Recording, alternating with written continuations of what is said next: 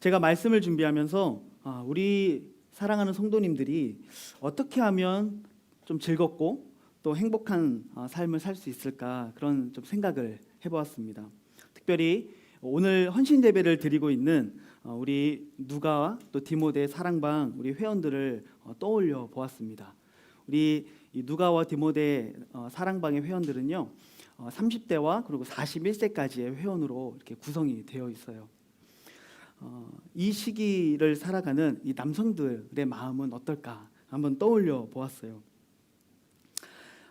그러니까 좀 삶의 무게에 많이 지쳐 있는 어떤 가장의 얼굴이 떠오르더라고요.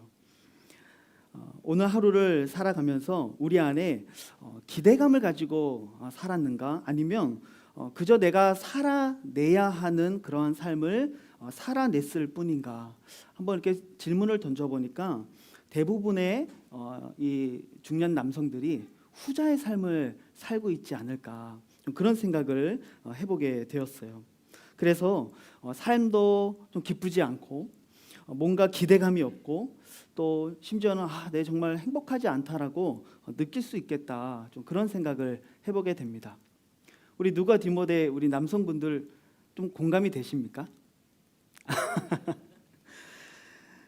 저는 오늘 말씀을 함께 생각해 보면서 우리 안에 하루하루를 살아가면서 정말 우리 안에 다시 한번 샘솟는 그 기대와 소망, 행복, 그러한 마음들이 우리 안에 다시 한번 회복되었으면 좋겠다라는 마음을 가지고 이 말씀을 나누고 싶습니다.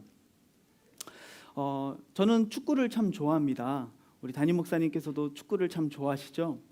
근데 이 축구를 실제로 하든지 아니면 축구 경기를 TV로 시청하든지 간에 어쨌든 간에 이겨야 재밌어요. 그렇죠? 특히 우리가 축구 국가 대항전을 하게 되어지면 대한민국이 숙적인 일본을 이기는 것만큼 더 통쾌하고 짜릿한 승부는 아마 없을 것 같습니다. 이긴다고 하는 것은요, 우리의 삶에 자신감을 불러일으켜 줍니다. 무조건 이겨야만 돼, 1등을 해야만 돼라는 이런 승리주의는 잘못된 것이지만은 승리의 성취감은 분명히 우리들에게 큰 도전과 또한 응원의 그런 힘이 되는 것이죠. 반대로 늘 패배만 하다 보고 또 실패만 하다 보면은 낙심하게 되어지고 또 패배주의에 빠지게 되죠. 또 패배 의식에 사로잡혀서 자격지심에 빠지게 되죠. 그래서 이렇게 패배주의에 젖어 있고 자격지심이 많은 사람들한테는요, 그냥 별거 아닌 거 하나도 막 버럭 화를 내기도 하고 삐지기도 하고, 또 패배 의식에 젖어 있는 사람들은 나는 할 수 없어, 나는 못해, 난 부족해, 늘 이런 마음이 있는 것이죠. 또는 사람들이 나를 하찮게 여기고 있는 것 같아, 사람들이 나를 비웃고 있는 것 같아라는 그런 비교 의식에 빠지기도 합니다. 늘 패배할 것 같은 불안과 두려움에 사로잡혀서 아무것도 하지 못하는 그런 삶을 살 수가 있는 것이죠. 그래서 우리가 살아가는 삶의 자리에서 승리를 경험하는 것, 성공의 삶을 경험해 보는 것, 이것이 참 중요하다라는 생각이 듭니다. 그래서 이기는 사람은 늘 이기는 습관을 가지고 지는 사람은 늘 지는 습관을 갖게 되는 것 같아요. 오늘 우리가 읽은 본문 바로 앞 단락에서는요, 예수님께서 70명의 제자들을 2명씩 짝을 지어서 각 마을로 전도자로 파송하시는 장면이 등장합니다. 아마 우리 가운데 이렇게 짝을 지어서 전도를 나가보신 경험이 있으신 분들이 아마 이 자리에 계실 것 같아요. 여러분, 전도 나갈 때 여러분들 마음이 좀 어땠었는지 기억나세요? 막 설레고 즐겁고 막 기대가 되는 마음이 컸습니까? 아니면 뭔가 불안하고 뭔가 그 부담감이 막 밀려오는 마음이 컸습니까? 네, 다 말하진 않겠지만 아마 대부분 후자의 마음을 가졌을 것 같아요. 부끄럽지만 저도 목사이지만 사실 전도 나간다 이렇게 하면요, 후자의 마음이 더 많이 드는 것 같아요. 그나마 길에 서서 티슈를 나눠주거나 아니면 그냥 전도용품 나눠주면서 예수님 믿으세요, 이렇게 교회 한번 오세요, 이렇게 말하는 것 정도는 부담이 되기는 해도 할만해요. 그런데 제가 한국에 있을 때 이 빌립전도라고 하는 훈련을 수료했었거든요. 이 빌립전도의 특징은요, 굉장히 많은 그 각 주마다 약 한 15주 정도 한 주에 한 번씩 이 강의를 듣고 실습을 하는데, 그 각 주마다 전도의 테마들이 있어요. 뭐 어린이 전도, 뭐 여러 가지 이렇게 전도들이 있는데, 이 매주마다 모여서 오전에는 한 3-4시간 이렇게 강의를 쭉 듣습니다. 어떻게 전도를 해야 된다, 이렇게 해야 된다. 강의를 딱 들은 다음에 밥을 먹고 오후에는 조별로 뿔뿔이 흩어져서 이제 전도 실습을 나가는 거예요. 그런데 제가 이 실습을 하면서 웬만한 실습은 다 할만했어요. 뭐 어린이 전도 이런 거 뭐 학교 앞에 가서 애들 데리고 사탕 주면서 하면 되거든요. 그런데 이 긴 이 수업 기간 동안에 딱 한 2번의 실습이 정말 어렵다, 너무 부담된다라고 했던 어려웠던 기억이 나는 그 실습이 있어요. 하나는 뭐였냐면 무속인 전도였어요. 그리고 또 하나는 이제 타 종교인 그 전도였는데, 이제 전도 실습 대상자가 이제 스님이었어요. 그러니까 이 두 부류를 전도해야 되는 실습을 나가야 되는 거예요. 고구마 전도는 이게 찔러보는 거잖아요, 그렇죠? 그래서 찔러보고 아직 안 익었다 싶으면 잠깐 빠져 있고, 그렇죠? 익을 때까지 계속 찔러보는 건데, 이 빌립전도의 특징은요, 그 실습에 무조건 복음 제시까지 다 해야 되는 거예요. 그게 무조건 그렇게 해야 되는 거예요. 그래서 각 조별로 미리 배정된 그 점집, 무당집에 다 뿔뿔이 이제 오후가 되면 흩어져요. 그리고 또 다른 한 주는 미리 배정된 절로 다 흩어지는 거예요. 왜 서울에도 이렇게 보면은 한복판에 무슨 사 뭐 이러면서 조그만 그런 절들이 있거든요. 그렇게 해서 이제 전도 실습을 하는 것이죠. 정말 그 무속인의 그 집 문을 두들기고 안에 들어가서 복음을 전할 때, 그 절에 제 발로 들어갈 때 정말 식은땀이 막 이렇게 줄줄줄줄 나면서 그렇게 막 복음 제시까지 하고 나왔던 기억이 나더라고요. 그런데 어떤 분들은 보면은 이 무속인하고 스님한테 복음을 전하는데도 정말 그 막 뜨겁고 정말 그 복음에 대한 열정과 확신이 가득 차서 정말 이 무속인을 내가 오늘 이 자리에서 결신시키겠다라는 그 각오를 가지고 하시는 분들이 있는데요. 이 전도를 하고 난 이후에 훈련을 받으면서 제가 한 가지 좀 느낀 점이 있었어요. 그게 뭐냐면, 제 안에 알지 못했던 그런 패배의식 같은 것들이 있더라고요. 제가 그 무속인 전도하고 스님을 전도할 때 어떤 마음이 있었냐면, 이 무속인한테 가서 또 스님한테 가서 복음 증거한다고 이게 뭐 되겠나, 너무 무례하거나 아니면 오히려 더 싸움이 일어나는 것은 아닌가, 뭐 이런 생각이 들었었어요. 물론 우리가 무례하게 가서 당신 잘못된 거 믿고 있다 뭐 이렇게 전도하진 않았어요. 휴지 이렇게 사가지고 가고 막 먹을 것도 사가지고 가가지고 우리 이 동네 교회 다니는 사람인데 한번 이웃 주민으로서 잠깐 대화 좀 한번 나눠보고 싶어서 왔다 이러면서 이제 공손하게 접근했긴 했지만, 그럼에도 불구하고 제 안에는 참 많은 부담감이 있더라고요. 이 말씀을 준비하면서 그때가 떠오르고 그때의 내 마음과 영적인 상태를 좀 생각해 보니까 내가 패배의식에 빠져 있었다, 못한다라고 하는 이 생각에 내가 너무 사로잡혀 있었구나라는 생각이 들더라고요. 오늘날 우리 이 남성들의 삶이 어쩌면 이럴 수도 있다라는 생각이 좀 들었어요. 이 30대, 40대의 남성들을 보면은요, 신앙생활의 기쁨을 막 누리면서 살아가시는 분들이 생각보다는 많지 않다라는 생각이 들었어요. 제 모교회 선배나 아니면 후배들을 보더라도, 또 지금까지 제가 사역하면서 봐왔던 그런 분들을 보더라도 이 중년의 시기가 참 그런 시기인 것 같아요.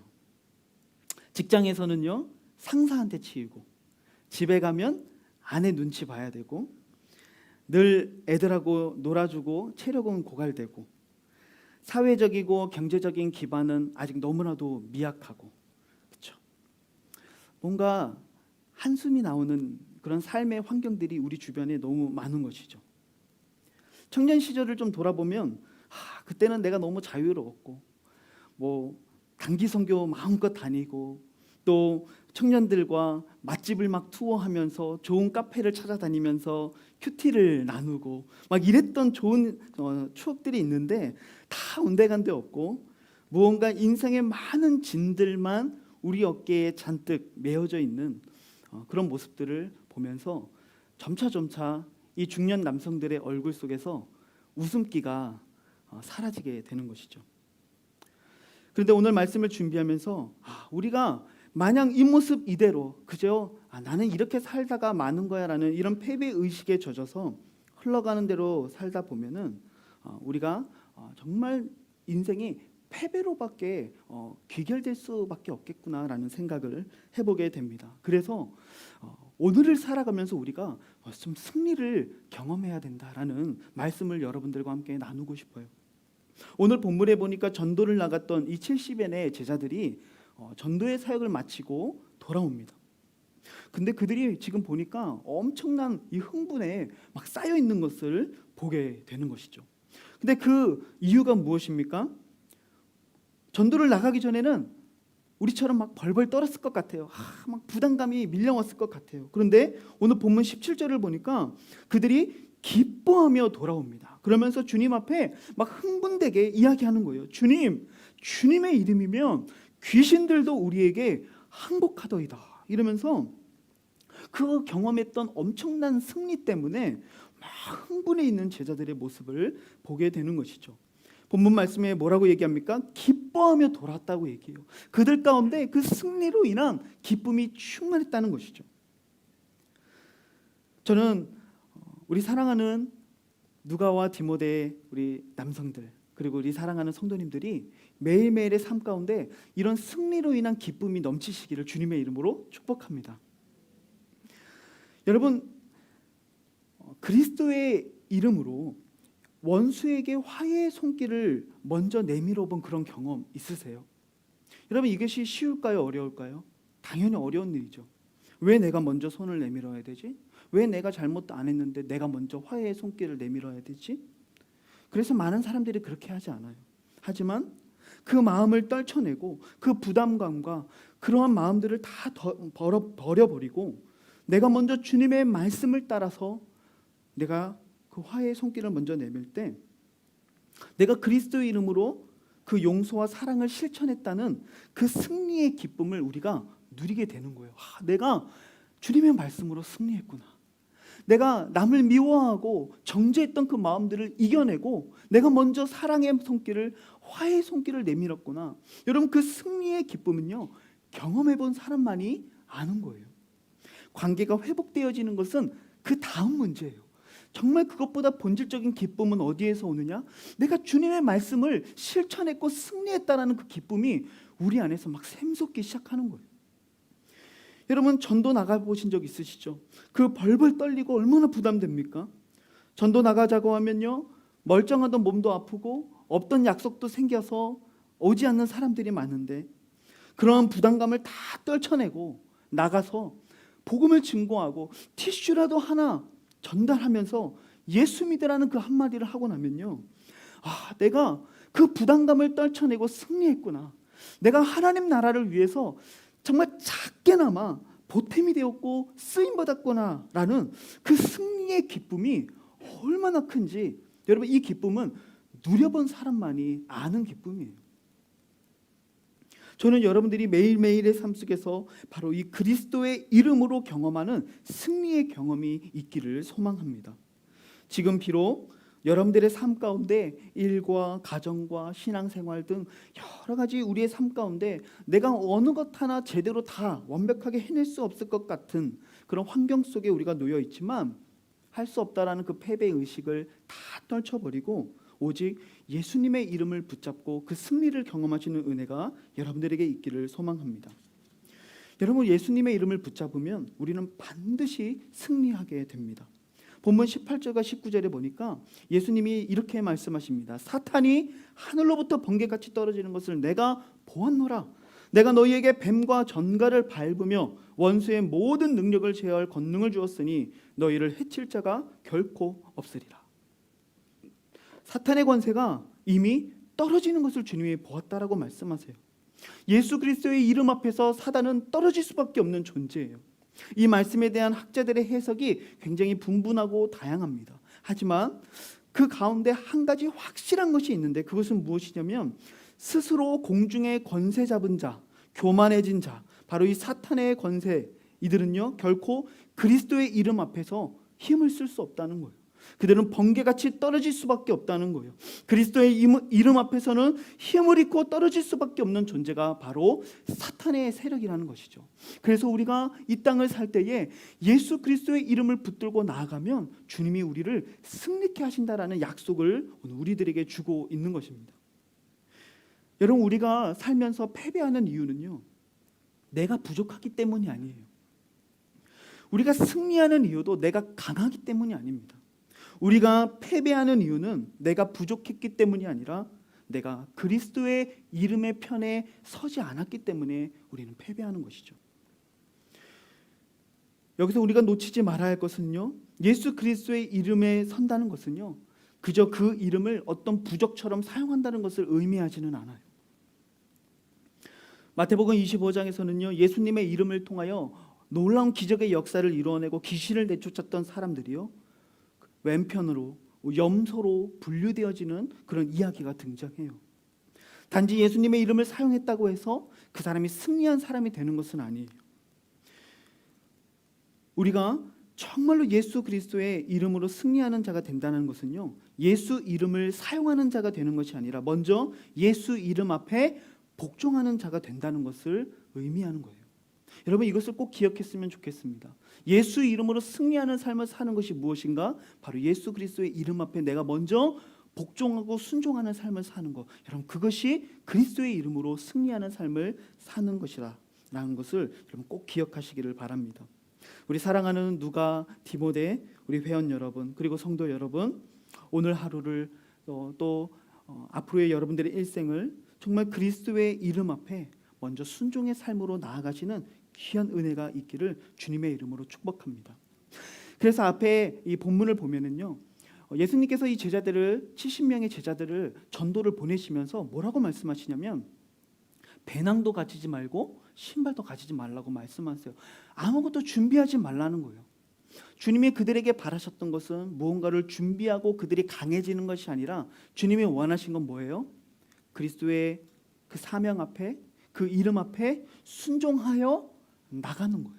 가서 그리스도의 이름을 증거하는 순종의 삶을 사는 것이죠. 그러면 그곳에서 승리의 역사가 나타나게 된다는 것을 오늘 우리들에게 보여주고 있는 거예요.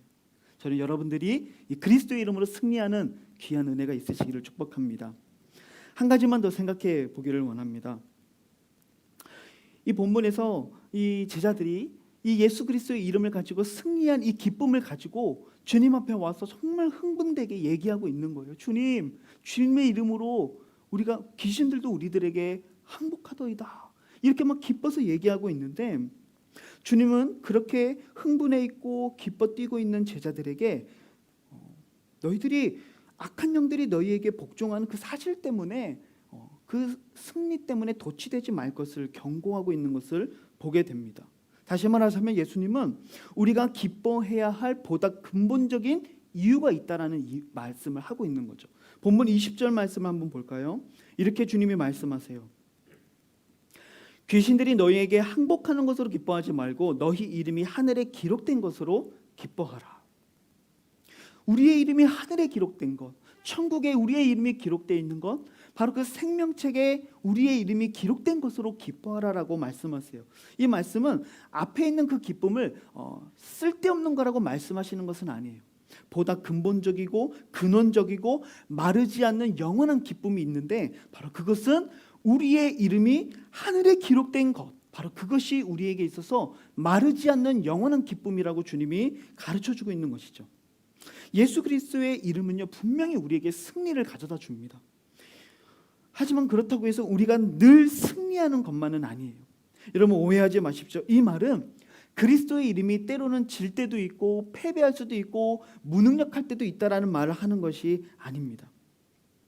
우리가 날마다 그리스도의 이름을 붙잡지만 그럼에도 불구하고 우리라고 하는 존재가 여전히 육체의 본성이 남아있는 존재이기 때문에 그래요. 그래서 그리스도의 이름에는 능력이 있지만 우리가 그 예수 그리스도의 이름을 온전히 붙잡지 못할 때도 있어요. 우리가 온전히 그분을 바라보지 못할 때도 있다는 거예요. 여러분, 엘리야가 그러지 않았습니까? 그는요, 이 바알의 선지자를 대파하는 이 놀라운 승리를 경험하고서도 이세벨이 찾아서 죽이겠다라는 이 작은 한마디 때문에 어떻게 합니까? 그저 그렇게 낙심해가지고 도망가고 숨어버리는 이런 연약한 모습을 보여주지 않습니까? 여러분, 우리가 그리스도의 이름으로 살아갈 때에 때로는 더욱 강렬하게 도전하는 사탄의 세력을 경험할 때도 있어요. 마치 악이 하나님을 이긴 것처럼 느껴지는 상황을 마주할 때도 있어요.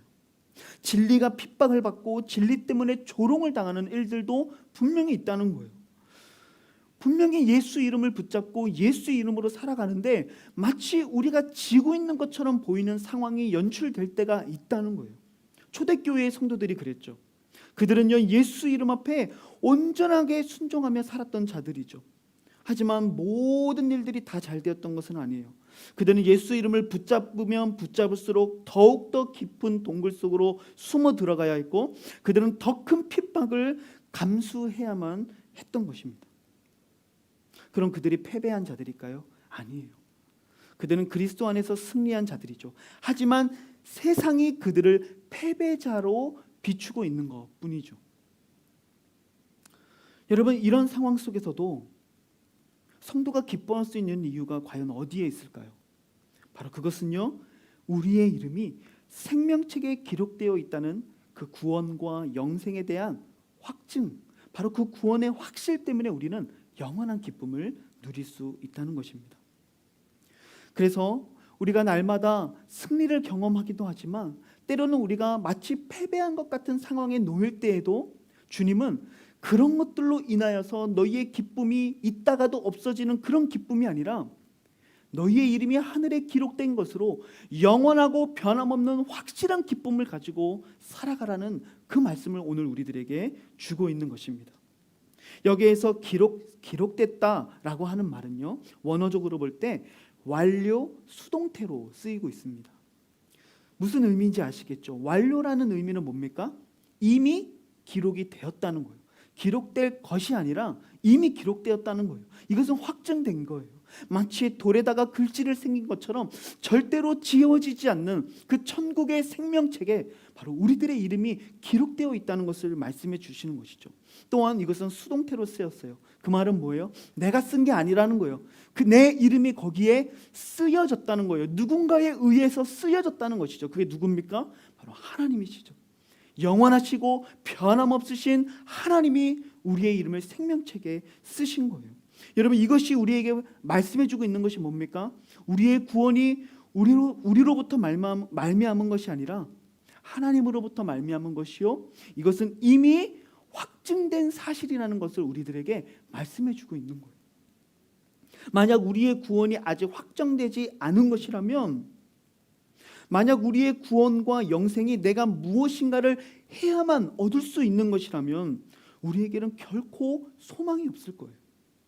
그러나 우리가 이 불안정한 세상 속에서도 잔잔한 파도와 같이 평안을 누릴 수 있는 이유가 있다면 그것은 바로 내 이름이 하늘에 기록됐다는 바로 그 영광스러운 사실, 바로 그 하나라는 것을 여러분 꼭 기억하시기를 주님의 이름으로 축복합니다. 우리는 내일에 대해서 그 어떤 것도 확신할 수가 없어요. 단 1분 앞에 1도 우리는 확신할 수가 없어요. 하지만 정말 오늘을 살아갈 때에 내 안에 기쁨이 샘솟고 내일에 대한 기대가 있는 그러한 사람은요, 내일에 대한 어떤 소망과 기대가 있는 사람들이 오늘을 즐겁게 살 수가 있는 거예요. 그래서 정말 오늘 하루를 기쁘게 살기 위해서는요, 내가 나를 영원토록 나를 가장 아름답게 책임지시는 분께 내가 속해 있다는, 내 이름이 하늘에 기록되어 있다는 그 내일에 대한 영원한 구원에 대한 소망과 영생에 대한 소망이 있는 사람이 바로 오늘의 하루를 기쁘게 살 수가 있는 것이죠. 이걸 좀 쉽게 얘기해 보자면, 소풍 가기 전날 얼마나 설레요, 그렇죠? 아이들은 소풍 가기 전날이면 잠도 못 자잖아요. 그렇죠? 군인들은요, 휴가 나가기 전날 밤 결코 잠을 이룰 수가 없습니다. 한 번 다림질했던 그 옷을 두 번, 세 번씩 다림질을 하면서 아무도 알아주지 않는 그 각을 잡으려고 얼마나 밤을 지새우며 휴가를 준비할까요? 왜요? 내일에 대한 기대가 있어서 오늘을 버티고 기쁨으로 살 수가 있는 거죠. 여러분, 오늘 기쁨과 기대로 살아오셨습니까? 만약 여러분들이 오늘을 살면서 기쁨과 기대감이 메말라 있었다면 그것은 무엇이냐? 내일에 대한 소망이 없었기 때문에 그런 거예요. 하지만 오늘 우리들의 삶 가운데 영원하고 변함없는 내일에 대한 소망, 구원과 영생이라고 하는 그 내일에 대한 소망을 다시 한번 오늘 내가 살아가는 삶의 자리에서 확실하게 그것을 다시 한번 확인한 사람들은요, 오늘을 즐겁고 기쁨으로 살아갈 수가 있는 것이죠. 우리 사랑하는 누가 디모데 우리 회원 여러분, 내일의 그 확정된 기쁨과 감격을 매일매일 떠올리시고 다시 한번 확인하시면서 오늘을 기쁨과 즐거움으로 살아가시는 귀한 은혜가 있기를 주님의 이름으로 축복합니다. 그래서 여러분들의 그 얼굴 속에 매일매일 만날 때마다 주님의 얼굴을 뵙는 것 같은 그런 기쁨과 감격이 있으시기를 주님의 이름으로 축복합니다. 여기 있는 우리 성도님들도 동일하게 축복합니다. 아멘.